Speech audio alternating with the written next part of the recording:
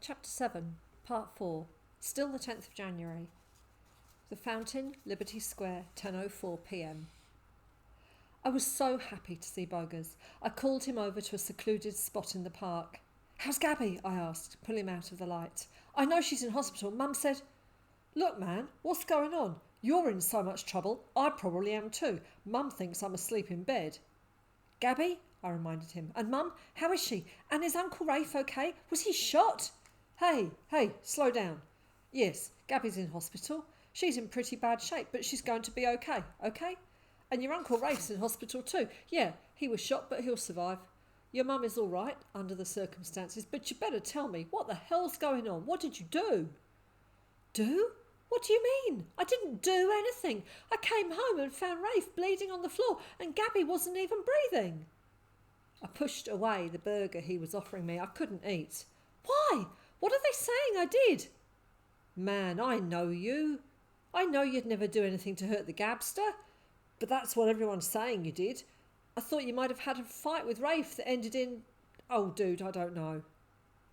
I was too shocked to say anything for a moment. "I thought it was my kidnappers in the house, but it wasn't. When I came home, I got Gabby breathing again. I didn't hurt her. Why would I hurt her?" "Apparently she said something about it when she was picked up by the paramedics. She screamed out your name before falling unconscious again. And that's not all. Rafe says he thought he heard your voice upstairs shouting at Gabby, and then when he went up to see what was going on, he was shot. He managed to crawl down the hallway before passing out." I could hardly believe what I was hearing. "You'd better eat something. You look sick." I picked up the burger and then put it down again. "Look, I know what's been going on, and I know you'd never do something like that," said Boges. "But everybody else does, apparently. No wonder the police are after me. And that explains why Mum was so weird on the phone. But what is she thinking? And the bad guys were probably shaking Gab, demanding she tell them where to find me." I felt so sick, thinking of my poor little sister wanting to protect me. She probably knew it was me they were after, and she only screamed my name to warn me. I felt dizzy, so I crouched on the ground.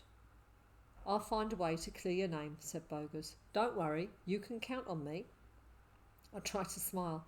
"But who would have done this to a little girl?" I added. "And to Uncle Rafe. I know something's up with him, but even so, maybe he sensed he needed protection, rightfully so, and that's why he's been a bit strange." Boges finished his burger and licked his greasy fingers. "Maybe it's all part of their plan, whoever they are. Get rid of the whole family. They're dangerous and they're determined." "The cops came round to our place," he said, after a pause. "They thought you might be hiding there. They wouldn't believe my mum when she said you weren't. They want my mobile, and I'm sure they'll want my hard drive too."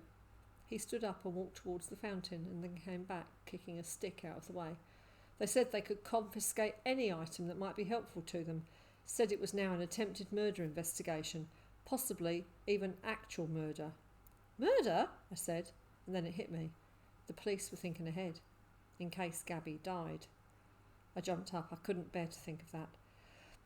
Boges must have seen my face, because he put a hand on my arm, and he's not a touchy-feely kind of guy. "Gabby's going to be okay. She's a little fighter. Of all people, you should know that. Remember the day she almost KO'd you when you told her you'd given her Jelly Babies CD to the school fete?" I nodded, almost smiling. "How am I going to contact you?" I asked, despairing. Boges grinned and pulled out a mobile phone I hadn't seen before. "They don't know about this one," he said, giving me the number. "And if they take my hard drive, they won't find anything. I can fix up another one pretty quick. I just need a motherboard."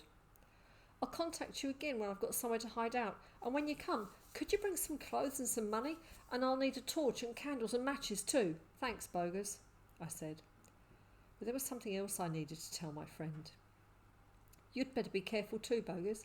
It's only a matter of time before the people who are after me join the dots and start coming after you, once they discover you're my friend." Boges blinked. I thought the cops were bad enough.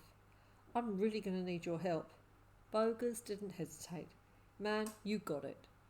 We swapped clothes, and although Boges' shorts were too big for me, I pulled them tight with my belt.